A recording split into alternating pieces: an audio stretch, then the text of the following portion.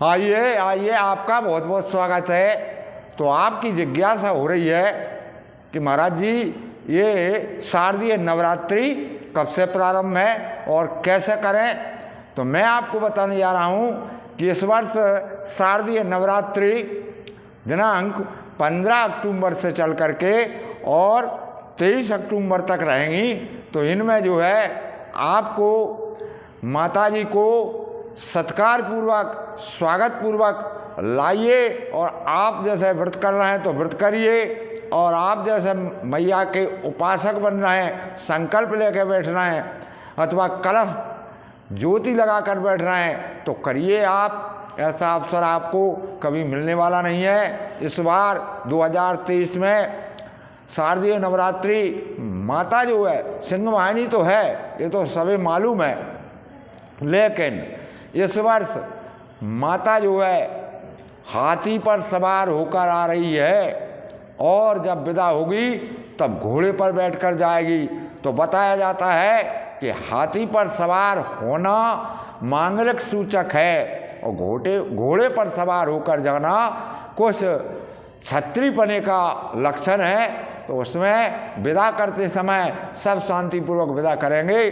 तो इस वर्ष जो माता आ रही हैं वो 15 अक्टूबर रविवार को हैं। इनका कलश रोपण का मुहूर्त जो है वैसे तो सबसे श्रेष्ठ मुहूर्त दिया है अभिजित, यानी 11:30 बजे से दिन में और 12:30 बजे तक ये अभिजित मुहूर्त है। इसके बाद 1:30 बजे तक भी शुभ घड़ी है, और सुबह 9 बज के प्रातःकाल में और 12 बजे तक भी ठीक घड़ी है। आप इसमें कलश रोपण नवग्रह पूजन आदि करवा सकते हैं अथवा कर सकते हैं। और माता की एक बढ़िया से बढ़िया मूर्ति बनवाएंगे आप, उसका अभिषेक करेंगे स्वच्छ जगह में, एक लाल चौकी पर माता को विराजमान कराएंगे। और पहले दिन से ही आपको जो पूजन करना है उसमें अगर आप साथ में 2 वर्ष की कन्या को ले लें, पहले दिन शैलपुत्री का दिन है, उस दिन 2 वर्ष की कन्या का पूजन करें तो अति उत्तम रहेगा। इसी प्रकार दूसरे दिन ब्रह्मचारिणी की पूजन में 2 कन्याओं का पूजन करें। इसी प्रकार तीसरे दिन चंद्रघंटा माता की जो पूजन की जाएगी उसमें 3 कन्या लें, और 3 वर्ष की 4-4 वर्ष की ले सकते हैं। तो ये इस प्रकार आप चलते रहेंगे। 5वें दिन स्कंद माता की पूजन में आप जो है 5 कन्या को भी बाकायदा जो आपसे बन सके भोजन सत्कार करा के दक्षिणा देकर विदा करें। और 6वीं से तो आपको मानना ही पड़ेगा। 6वीं जो है कात्यायनी देवी की पूजन करें, उसको हरे रंग के मिठाई हैं अथवा हरे रंग के वस्त्र पहनकर उसको पूजन करें। और 7वीं कालरात्रि है, उस दिन भी आप ग्रे रंग का सेवन कर सकते हैं, ग्रे रंग की मिठाई लाएं, ग्रे रंग के वस्त्र पहने, और 7 कन्याओं को विधिवत पूजन करके उनकी विदा करें। इस तरह 8वीं महागौरी की पूजन करें, जो कि बैंगनी रंग में सुशोभित है माँ, और 9वें दिन सिद्धिदात्री की पूजन करें। इस तरह से आप अगर पूजन करेंगे तो आपको विशेष फायदा होगा। माँ के लिए अनार का फल बहुत प्रिय है, अनार का फल चढ़ाएं। श्रीफल भी प्रिय है, श्रीफल चढ़ाएं। अथवा सफ़ेद मावा की मिठाइयाँ भी माँ को प्रिय हैं।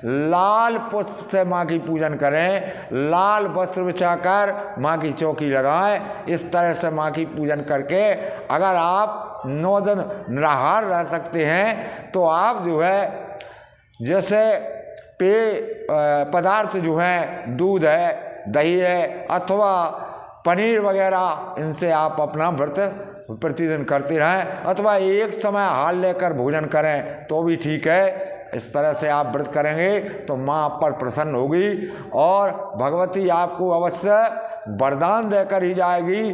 जो जितने भाव से पूजेगा उतने भाव से उसे पुण्य की प्राप्ति होगी। तो मैंने आपको 9 दिन की 9 माताओं का अलग अलग रंग से अलग अलग पूजन बताई है, अलग अलग मिठाई से।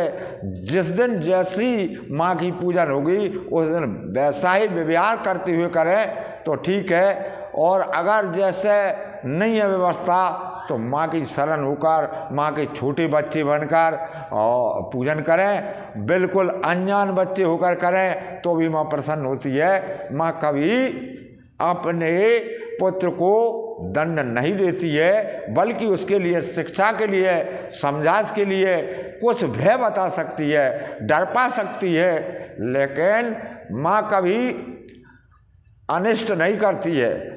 तो ये मैंने आपको नवरात्रियों की व्रत विधि बताई।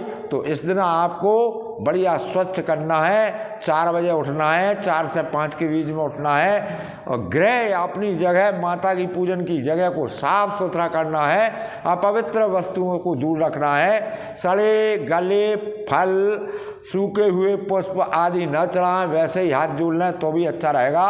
सुगंधित पुष्प जो हों उन्हें चढ़ाएं माँ के लिए। और माँ के लिए प्रतिदिन आपको भोग जरूर लगाएं। भोग लगाने से माँ प्रसन्न होती है। और छोटी छोटी कन्याओं का आदर करें, उनसे भी माँ प्रसन्न होती है। बड़े बूढ़ों का भी आदर करें, इनसे भी माँ प्रसन्न होती है। तो इस तरह से आप व्रत करेंगे तो आपको यह व्रत संपूर्णता की ओर ले जाएगा। आपके मनोरथ भी सिद्ध होंगे, आपको देवी लोक भी प्राप्त